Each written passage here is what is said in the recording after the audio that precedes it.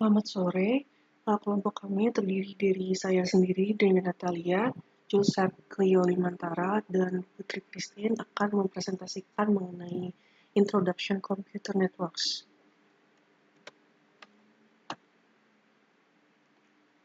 Nah, yang pertama itu ada Protocol Layers and Difference Model. Jadi protokol jaringan adalah standar yang mengatur terjadinya hubungan, komunikasi, dan perpindahan data antara dua atau lebih titik komputer.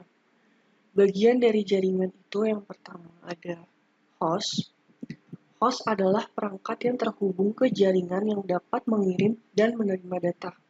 Contohnya, perangkat host termasuk komputer, server, ponsel pintar, dan perangkat IoT.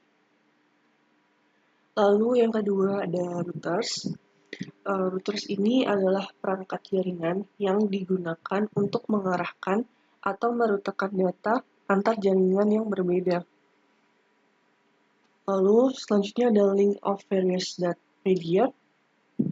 Link of various media adalah saluran komunikasi yang digunakan untuk menghubungkan perangkat dalam jaringan yang dapat berupa kabel fisik atau saluran nirkabel. Lalu selanjutnya ada applications. Applications adalah perangkat lunak yang digunakan oleh pengguna untuk berinteraksi dengan jaringan dan memanfaatkan layanan jaringan. Lalu selanjutnya ada protocols. Protocols adalah seperangkat aturan dan standar yang mengatur bagaimana data dikirim, diterima, dan diproses dalam jaringan. Lalu ada hardware, software.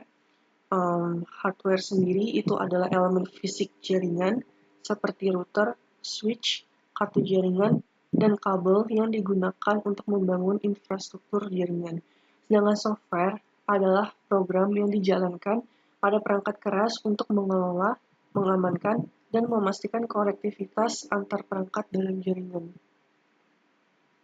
Lalu yang terakhir ada diversity components, merujuk pada berbagai jenis perangkat keras, perangkat lunak, protokol, media komunikasi, dan teknologi yang berbeda-beda yang ada dalam sebuah jaringan. Struktur jaringan dapat diatur dan dikelola dengan cara-cara yang lebih efisien. Yang pertama itu ada penggunaan model dan kerangka kerja dengan memanfaatkan model seperti model OSI atau model TCP/IP.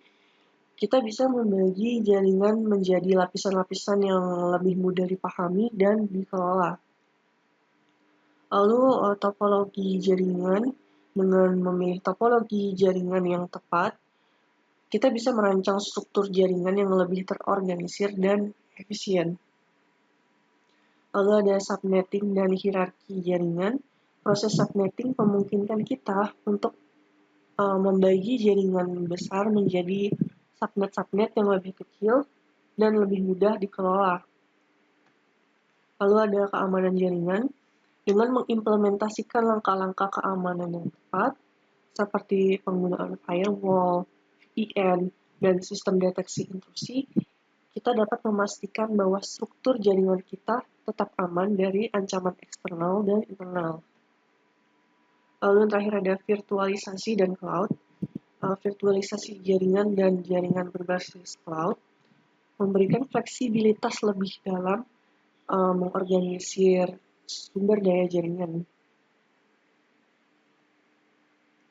Nah, contohnya itu ada Organization of Air Travel.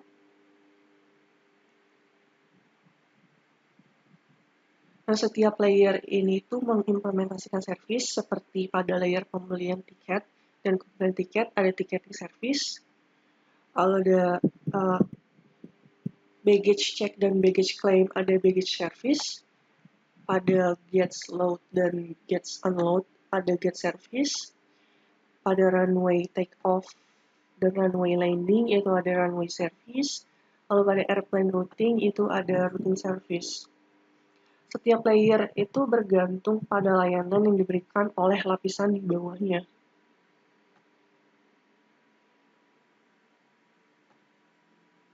Nah, dalam sebuah sistem yang memiliki struktur eksplisit, kita tuh bisa tahu dengan pasti fungsi dari setiap komponen dan bagaimana komponen-komponen tersebut berinteraksi atau bekerja bersama untuk mencapai tujuan sistem secara keseluruhan.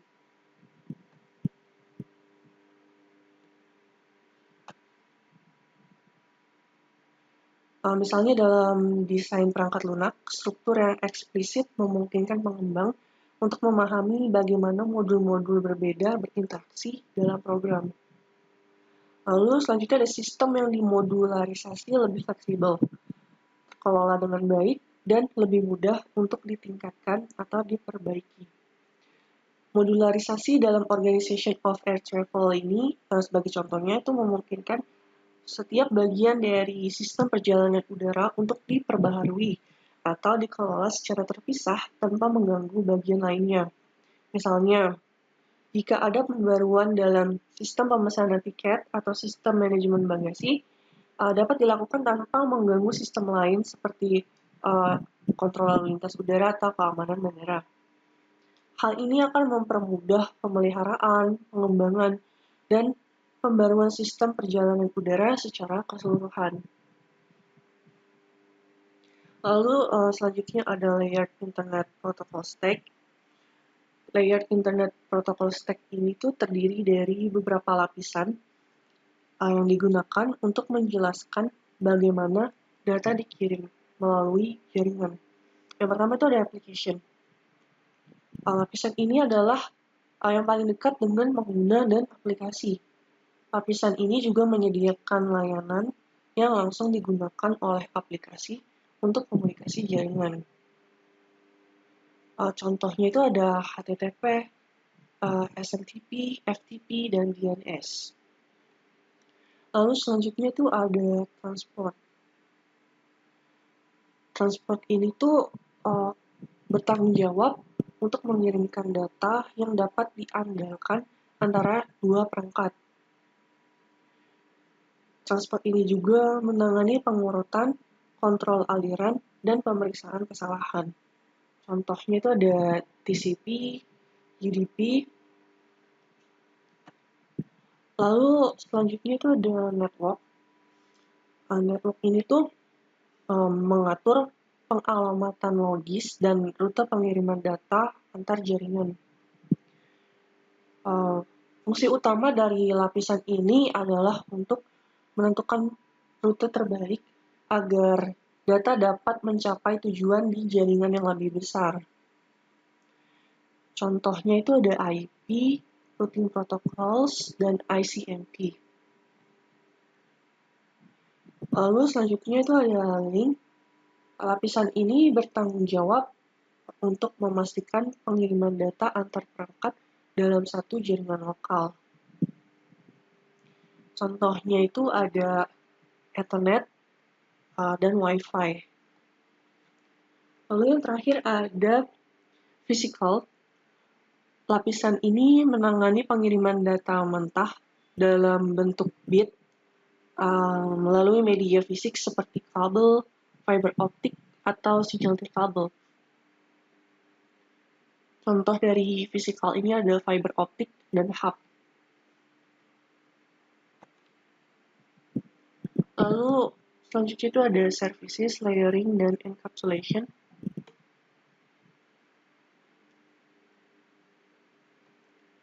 Aplikasi itu saling bertukar pesan untuk mengimplementasikan beberapa layanan aplikasi dengan menggunakan layanan dari lapisan transport. Lalu ada transport layer protocol mengirimkan M dari suatu proses ke proses lain menggunakan layanan dari network layer. M di sini bisa merujuk pada data atau informasi yang dikirimkan.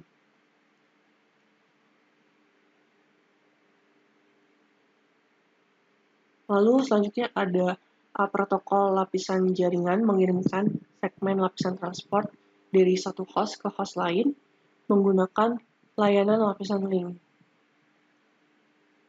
Kemudian dari link, protokol lapisan link ini mentransfer datagram dari host ke host tetangga menggunakan layanan lapisan jaringan.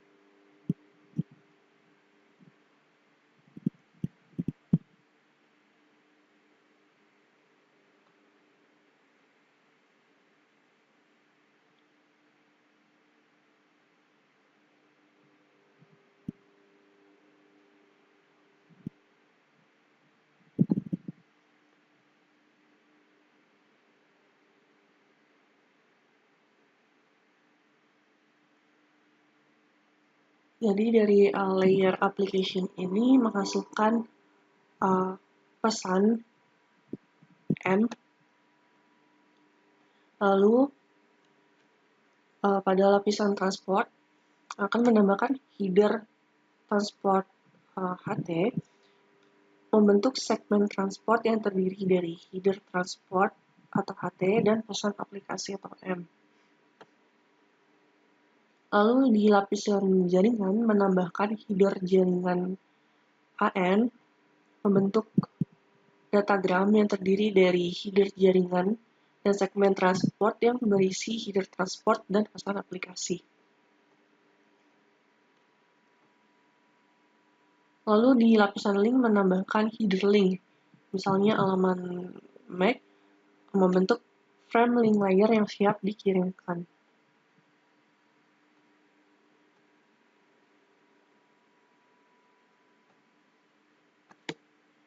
Lalu selanjutnya ada some network apps. Yang pertama itu ada social networking, ada web, text messaging, email, multi-user network games, streaming stored video, P2P file sharing, voice over, real-time video conferencing, internet search, dan remote login. Demikian presentasi dari saya, akan dilanjutkan oleh rekan saya, Joseph Cleo. Terima kasih.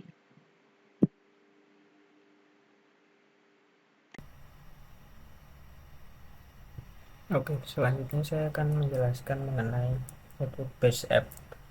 Apa itu network based app? Network based app itu adalah aplikasi yang membutuhkan konektivitas atau internet untuk beroperasi. Saya kasih contoh Tokopedia dan YouTube. Seperti yang bisa kita lihat, YouTube dan Tokopedia kalau misalnya tidak terkoneksi dengan internet, maka layarnya akan blank hitam seperti ini dengan keterangan you are offline atau network not available. Ini karena YouTube dan Tokopedia ini perlu mengakses server mereka, menarik data dari servernya mereka untuk menampilkan konten. Jadi kalau misalnya tidak bisa mengakses servernya mereka, maka hal ini yang akan terjadi. Nah, untuk high level topologinya, secara gambaran umum topologinya itu seperti ini. Jadi aplikasi akan memerlukan konektivitas internet ISP lalu untuk menghubungi server. Kalau misalnya ISP-nya terganggu atau dihilangkan, maka flow-nya tidak akan bisa sampai ke server. Maka aplikasi yang menggunakan network based app ini tidak akan menampilkan apapun atau blank hitam seperti tadi. Nah, selanjutnya ada client dan server. Sebenarnya kata kunci client dan server ini simple. Server itu adalah yang menyediakan dan klien itu adalah yang meminta. Kalau diibaratkan seperti gambar burung di samping ini, induk burung itu adalah sebagai server karena dia yang menyediakan makanan. Lalu anak burung itu sebagai klien karena mereka yang meminta. Nah, apa sih kok simple banget, padahal biasanya server itu kan yang besar, perlu ruangan khusus. Nah, itu sebenarnya tergantung dari skala. Kalau misalnya skalanya besar kayak misal enterprise begitu, kayak misal google.com itu memang perlu server yang dedicated karena mereka melayani begitu banyak pengguna.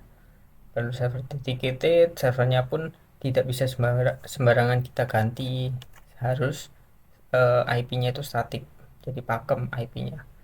Nah, juga didesain biar skalabilitasnya itu bisa banyak dan cepat. Lalu perlu ruangan khusus, dan orang-orang yang bisa akses ke ruangan itu juga orang-orang tertentu saja. Nah, kalau skalanya kecil atau peer-to-peer itu tidak perlu server dedicated. Jadi laptopnya kita sendiri bisa disebut sebagai server, bisa menjadi penyedia. Terus IP-nya juga bisa kita atur sesuka kita. Kita bisa pakai WiFi, IP-nya DHCP. Jadi setiap kali connect kita bisa ganti IP, itu bisa.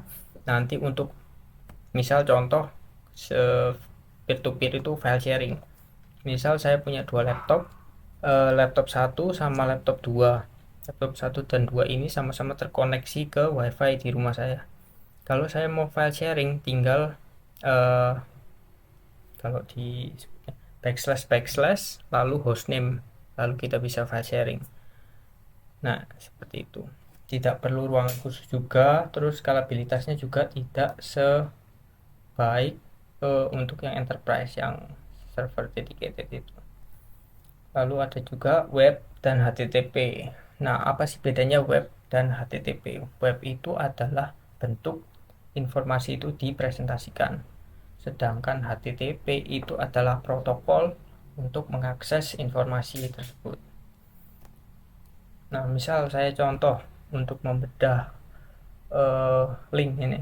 Ada HTTPS Rotten Tomatoes. Nah, HTTPS ini adalah protokolnya.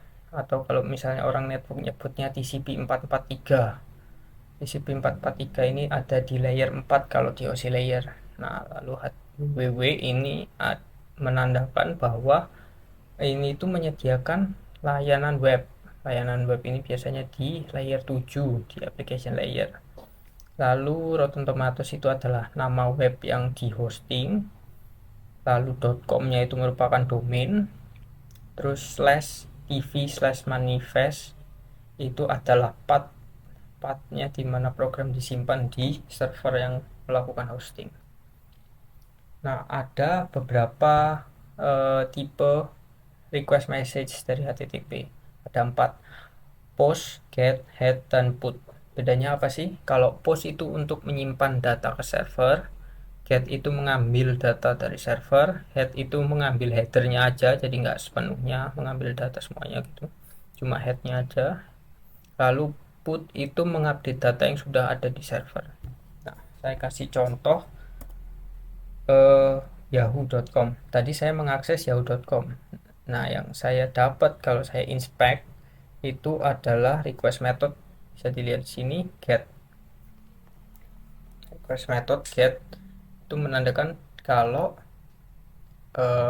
web ini itu mengambil data dari servernya mereka.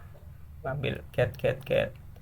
Lalu setelah itu kalau saya klik salah satu berita, maka akan ada muncul post. Karena saya barusan lakukan input, maka input itu akan ditransfer dulu ke servernya mereka, lalu akan get lagi berita apa yang akan ditampilkan. Selanjutnya ada web cache. Apa itu web cache? Ya, web cache itu seperti namanya, caching web. Jadi web yang sering kita kunjungi akan di caching. Cachingnya itu biasanya, kalau mungkin kita semua tahu, biasa dilakukan oleh browser. Tapi ada cara lain selain dari browser seperti Chrome, dengan menggunakan proxy. Proxy ini adalah semacam server. Jadi server proxy ini biasanya terdapat di lokal, misal di perusahaan gitu. Nah, proxy ini akan mengcaching web-web yang sering kita akses. Misal saya sering akses google.com nih.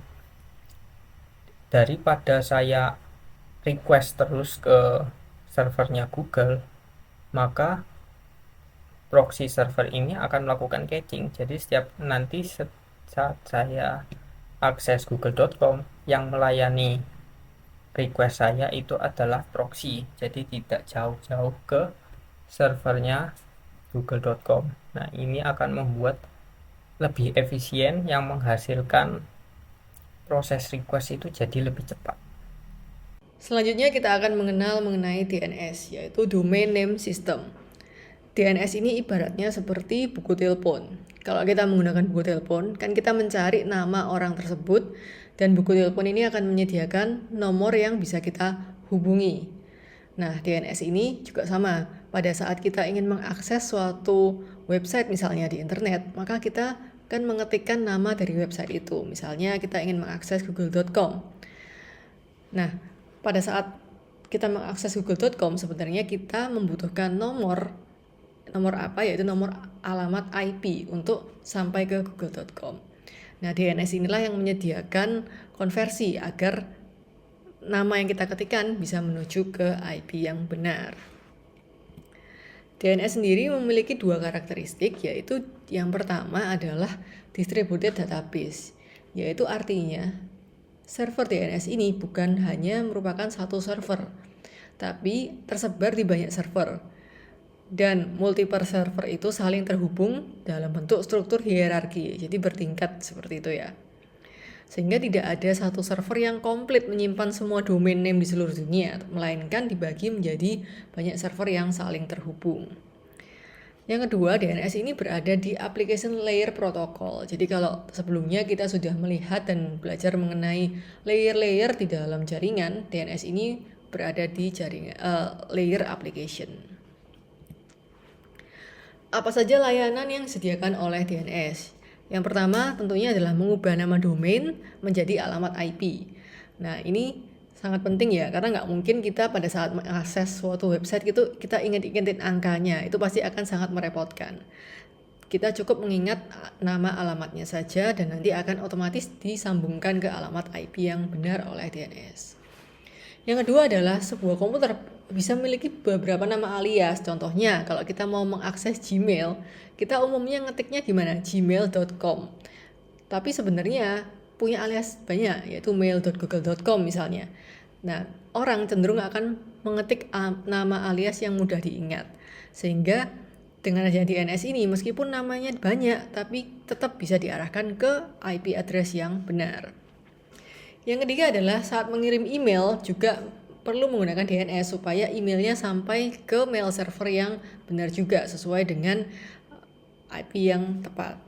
Yang keempat adalah membagi lalu lintas ke beberapa server. Jadi bisa aja kan server itu diakses oleh jutaan request dalam satu waktu. Nah, tentunya membutuhkan beberapa server untuk menyeimbangkan load balancer. Nah, kita nggak perlu mengingat-ingat nama IP servernya. Cukup mengetikkan misalnya google.com, maka DNS yang akan mengarahkan ke IP server yang tersedia, sehingga akan sangat memudahkan untuk user saat mengakses suatu alamat website.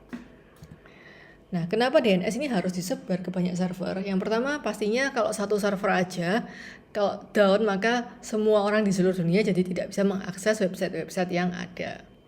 Yang kedua adalah ada jutaan request ke DNS sehingga satu server tuh nggak cukup, membutuhkan kekuatan dari server yang banyak. Yang ketiga adalah jarak dari server dan DNS. Pada saat kita mengetikkan suatu alamat website, sebenarnya kita itu kan merequest ya, alamat website ini tuh IP-nya di mana. Nah, kalau server DNS-nya ini jauh, maka pada saat kita merequest kembali akan membutuhkan waktu yang lebih lama, sehingga akses internet kita juga akan jadinya lambat ketika membuka suatu website. Nah, dengan adanya server DNS yang banyak, maka akan ada server-server yang jaraknya dekat dengan seluruh pengguna. Jadinya ketika membuka satu website, kita mendapatkan alamat IP-nya itu bisa lebih cepat. Dan yang keempat adalah dengan adanya banyak DNS server, maka kalau ada satu yang sedang maintenance, yang lain bisa membackup. Jadi tidak mengganggu akses dari para pengguna internet. Nah, kurang lebih cara kerjanya seperti ini ya teman-teman. Kalau misalnya kita mau mau mengakses wikipedia.org, maka dari root server akan nyari dulu DNS yang menyimpan alamat-alamat.org. Dari situ kita akan diarahkan lagi ke DNS berikutnya yang menyimpan alamat Wikipedia. Nah, dari situ baru kita mendapatkan IP-nya dan kita diarahkan ke IP tersebut. Selanjutnya, kita akan belajar mengenai socket programming. Nah, socket programming ini adalah penghubung antara layer application dan layer transport.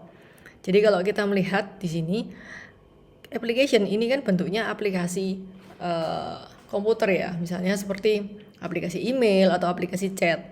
Nah, pada saat aplikasi yang satu ingin mengirimkan data atau pesan ke aplikasi yang lain, tentunya itu nggak bisa langsung application to application, karena jaringan itu ada layernya yang sampai ke fisikal baru bisa terhubung lewat jaringan kabel internet. Nah, maka aplikasi mau nggak mau, application ini harus bisa mengirimkan requestnya ke jaringan-jaringan atau ke layer-layer yang ada di bawahnya. Nah, untuk menghubungkan ke layer yang terdekat yaitu layer transport ini menggunakan penghubung yang dinamakan soket. Nah, soket ini ada dua jenis, yaitu UDP, User Datagram Protocol, dan TCP, Transmission Control Protocol. Bedanya apa? UDP ini mengirim data tanpa memastikan datanya sampai atau enggak, dan juga nggak memastikan urut atau enggak. Jadi pokoknya dia akan mengirim dengan secepat-cepatnya. Karena itu banyak digunakan untuk aplikasi yang membutuhkan kecepatan, seperti misalnya streaming. Nah, jadi nggak butuh datanya itu urut atau utuh. Yang penting bisa diakses dengan lebih cepat. Sedangkan TCP ini memastikan data yang dikirim itu sampai ke alamat tujuan dan urutannya tepat, sehingga digunakan untuk aplikasi-aplikasi yang biasanya membutuhkan keakuratan. Artinya datanya harus sampai dengan urut dan komplit. Nah, jadi sekian untuk presentasi mengenai Introduction to Network di minggu pertama ini. Terima kasih sudah menonton presentasi dari kelompok kami.